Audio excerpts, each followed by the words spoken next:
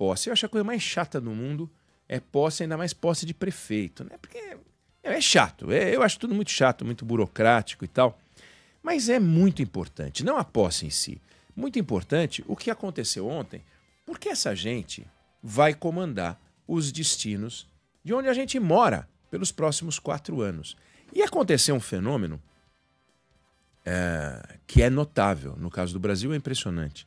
Em 1990, você tinha 110 milhões de pessoas morando na área urbana, morando nas cidades. Hoje, são quase 180 milhões. Débora, quase 70 milhões de pessoas se deslocaram para as cidades num período de tempo que é impressionante você imaginar. Isso, 80 milhões de pessoas, 70 milhões de pessoas se deslocando para lá e para cá, indo morar nas cidades. O que quer dizer isso? Adensamento. O que quer dizer isso? Um desafio para os alcaides, para os prefeitos, para os vereadores, né? Então, a gente precisa, cada vez mais, olhar para as cidades e ver o seguinte: não dá mais, não tem como a cidade aumentar a sua fronteira. Num passado muito longínquo, você tinha uma cidade, que era quase que um povoado, um vilarejo, aí tinha um caminho, uma estrada, e aí lá na frente tinha uma outra cidade, depois lá não sei aonde tinha uma outra cidade. Já foi assim. Já foram assim os Estados Unidos, já foi assim o Brasil, né? Cidades, você fala, vou para uma outra cidade, você andava um monte. Hoje em dia, com essa palavra horrorosa chamada conurbação, você não tem mais a diferença, só é que você tem que perguntar para pro motorista de aplicativo, pro taxista, né? Que você está trocando de município, mas você anda do centro de São Paulo até o aeroporto de Guarulhos, você troca de município e você não percebe. Isso vale para todo lugar, né? Alguns aeroportos mais distantes não passam essa impressão, mas já começam a passar. Você vai trocando de cidade, trocando de cidade, trocando de cidade. E muita área urbana, muita área urbana. Pra você ter uma ideia, gente, você tinha em 1990 10 mil academias de ginástica no Brasil, né? Em 1990. Hoje são 32 mil academias. Padarias, você tinha 60 mil, tem quase 300 mil padarias. Claro, porque é uma multidão que foi para as cidades. Você pega o número de farmácias, todo mundo sabe que o que tem nas grandes cidades é muita farmácia, nas cidades. Você tinha 36 mil farmácias em 1990, hoje você tem 122 mil farmácias. É um negócio fenomenal. Você pega algumas cidades grandes, né? No caso de São Paulo, por exemplo, 1990, 3 milhões e 600 mil veículos. Hoje, 8 milhões e 400 mil veículos. Você acha que a área de São Paulo quase triplicou? Não. Mas você tem um adensamento assombroso. Qual é o planejamento que as grandes cidades fazem? Aonde a gente realmente pode colocar prédio? Aonde a rede de esgoto suporta um adensamento? Posso fazer um prédio onde tem 10 casinhas, morando 10 famílias? Eu posso fazer 2 conjuntos habitacionais, 2 prédios, morando 80, 100, 120 famílias? Dá para fazer isso? 120 famílias, cada unidade com 2 vagas. Então, você vai para 240 carros, onde antes tinha 15. Dá para fazer um negócio desse? É possível? É razoável? As cidades estão programadas para isso? A palavra, a frase do momento, a expressão do momento é cidade inteligente. E cidade inteligente não é ficar fazendo aplicativo. Hoje todo prefeito anuncia aplicativo. Vou fazer um aplicativo. Fazer aplicativo é o fetiche do aplicativo. Cidade inteligente começa com prefeito íntegro, honesto e correto e vereador que não seja malandro. Aí já fica inteligente. Então você pega uma cidade como Curitiba, é um brinco. Eu não sei se você já teve oportunidade de ir a Curitiba, mas ler sobre Curitiba. Curitiba é um fenômeno. Deveria ser uma visita obrigatória para todo prefeito, para todo vereador do Brasil. Eu estive em Curitiba agora nas férias, passei em Curitiba. Débora, é inacreditável. Começa por um número que é incrível.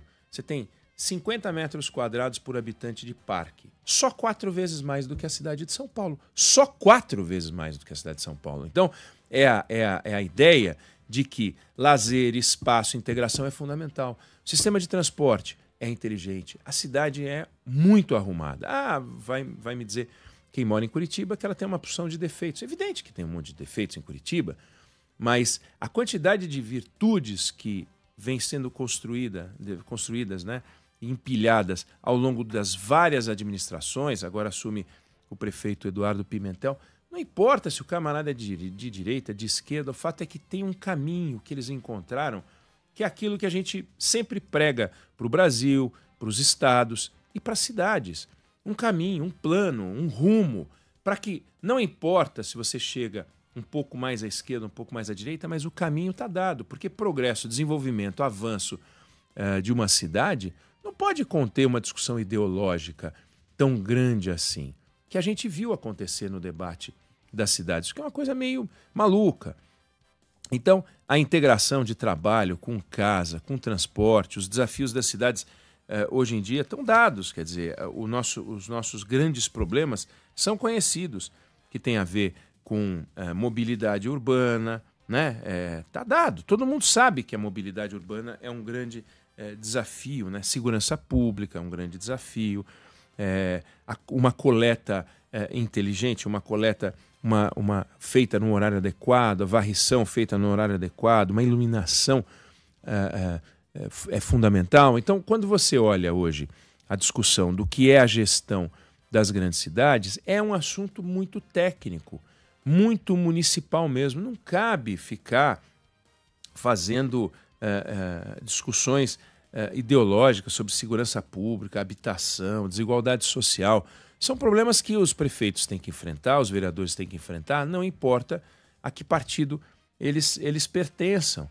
Não dá para você pegar o que eu acabei de falar, uma cidade que tinha 3.600.000 veículos em 1990 e hoje tem 8.400.000, e achar que isso é uma discussão ideológica, que comporta um debate de PT, PL e tal, tudo bobagem retumbante.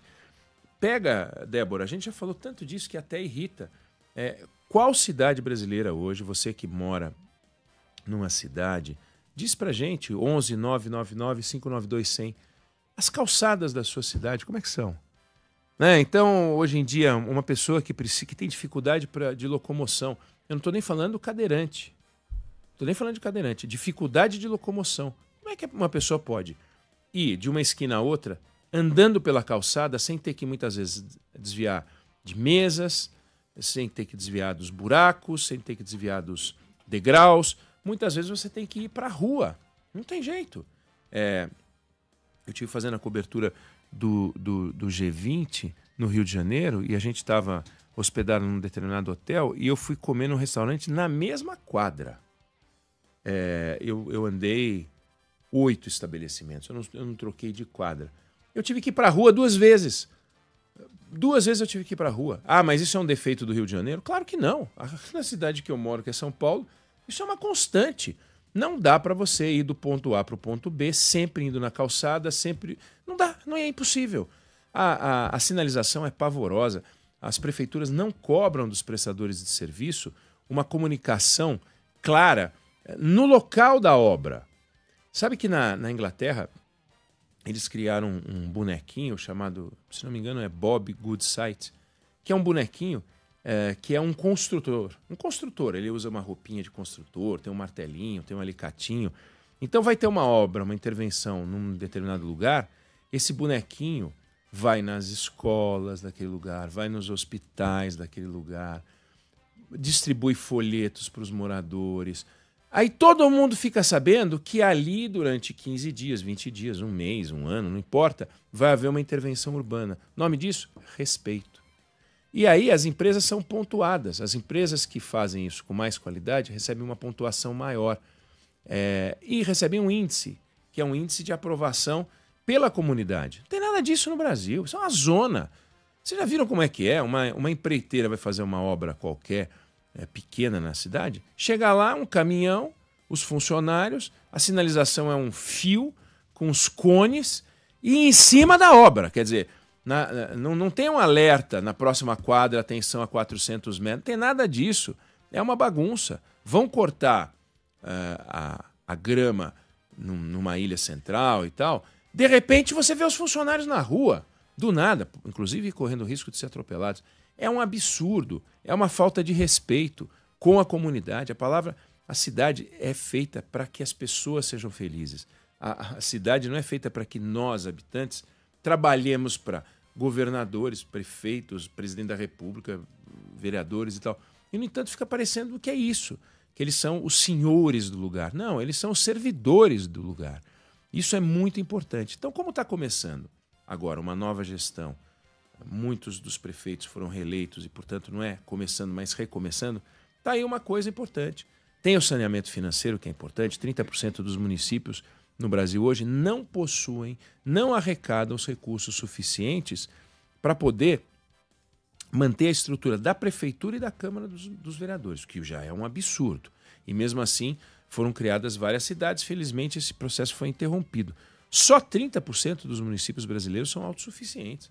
Então é um grau de dependência muito grande, com desafios, portanto, do século XXI, mas mais avançados, muitas cidades já fazendo isso, mas uma estrutura e uma lógica de funcionamento meio feudal, sabe? Atrasada, tosca, o que é um absurdo. A gente, na Band, entrega anualmente um prêmio chamado Band Cidades Excelentes, feito em parceria com o Instituto Áquila. É muito interessante. Eu tenho o maior orgulho de ter apresentado esse prêmio em 2 edições, as 2 últimas edições, porque você vê a alegria dos prefeitos e você vê a história de prefeituras que estão fazendo trabalhos bacanas, cidades que só têm ganhado com isso. Então, quando o prefeito acerta, ele pode até ter o privilégio de ser reeleito, de amanhã disputar um cargo maior, mas ele fez um trabalho bacana e a comunidade saiu ganhando. Não é o que a gente vê na maioria dos casos ainda. Então, a análise deste prêmio, com as cidades que acertaram a mão, exemplos como este de Curitiba, que são muito interessantes, ou nas áreas de educação, saúde, outras áreas que merecem ser copiadas, é fundamental. Então, ontem foi um dia chato de posse, odeio esse negócio, acho isso uma chatice do caramba, mas tem algo muito importante na mão deles. Se eles forem pessoas civilizadas, responsáveis, vão melhorar a vida das pessoas, porque os desafios estão cada vez mais difíceis. Basta ver segurança pública. Você hoje não consegue sair de casa sem medo nas maiores cidades. Em algumas consegue, mas nas maiores cidades você não consegue. E isso tem que ser enfrentado e resolvido em parceria. O prefeito tem que estar no meio. Você vê que foi uma reunião que o presidente da República fez, uma reunião populista. Ele reuniu o ministro da Justiça e mais os governadores. E cadê os prefeitos das grandes cidades? Tem que estar no meio também. É um assunto que interessa a todo mundo, a todos os gestores, é fundamental. Passa por poder judiciário, passa pelo legislativo, passa pelo executivo das 3 esferas. Temos um grande desafio pela frente. É nas cidades que a gente mora, é nas cidades que os problemas nacionais aparecem.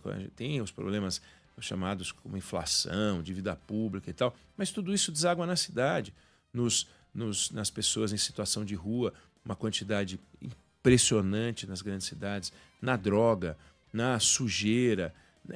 É um grande nó que os prefeitos têm condições de desatar se eles agirem com honestidade. Então, cidade inteligente, cidade de prefeito honesto, vereadores íntegros. É um desafio, porque a gente tem histórias muito desabonadoras, malandragem, gente só pensando no próprio salário, aumentando, mas tem muito o que fazer. Então vamos ficar de olho, porque esses caras a gente tem que cobrar e apertar a cobrança deles, entupindo as redes sociais deles, escrevendo e-mail, enchendo o saco, porque eles têm que trabalhar para nós. Não sei se você concorda ou discorda, mas essa é a opinião que eu tenho sobre o assunto.